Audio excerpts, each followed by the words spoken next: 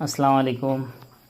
যারা আমার ভিডিওটা দেখছেন সকলকে আন্তরিক শুভেচ্ছা ও অভিনন্দন, এবং যারা আমার চ্যানেলে নতুন অবশ্যই চ্যানেলটি সাবস্ক্রাইব করে আমাদের সঙ্গে থাকবেন। এটা হচ্ছে যশোরের লতিরাজ বাড়ি এক, যেটা এখন পর্যন্ত আমাদের দেশে সর্বোচ্চ ফলনশীল একটি কচুর জাত, যেটা আমাদের অঞ্চলে যশোরের লতিরাজ নামে পরিচিত। যদি আপনারা এই জাতটা চাষ করতে চান বা এই জাত সম্পর্কে জানতে চান, তাহলে অবশ্যই স্ক্রিনে দেওয়া নাম্বারে আপনারা ফোন দিতে পারেন, অথবা এই নাম্বারে হোয়াটসঅ্যাপ আছে, আপনারা হোয়াটসঅ্যাপে যোগাযোগ করতে পারেন। তাহলে এই জাত সম্পর্কে আপনারা বিস্তারিত জানতে পারবেন।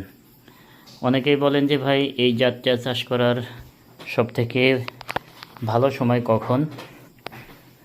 এটা হচ্ছে এখন এই জ্যৈষ্ঠ মাস থেকে এটা লাগানোর সবথেকে উত্তম সময়।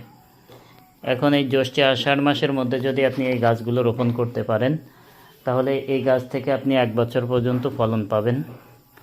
তাই যারা দীর্ঘ সময় এই জাত থেকে ফলন পেতে চান, অবশ্যই এখনই আপনার জমি প্রস্তুত করে আপনি আপনার জমিতে চারাগুলো রোপণ করবেন।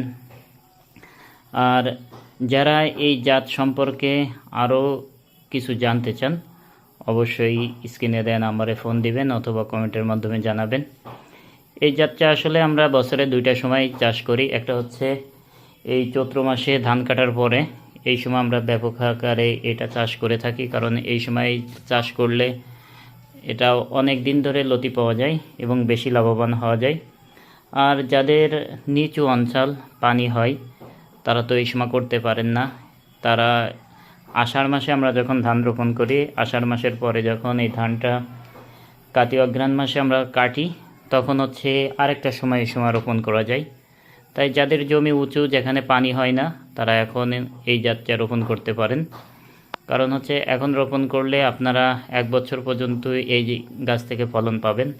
আর আমাদের যে জাতটা দেখছেন, এটা ফলন অনেক ভালো, যেটা আপনারা দেখতে পাচ্ছেন।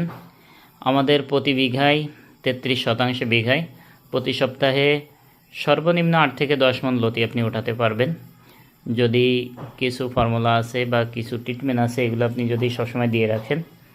আর এর থেকেও অনেক বেশি হয়, তবে সে বেশির কথা বলবো না, কারণ হচ্ছে আপনারা যখন আমাদের ক্ষেতে এসে দেখবেন তখন আপনারা বুঝতে পারবেন।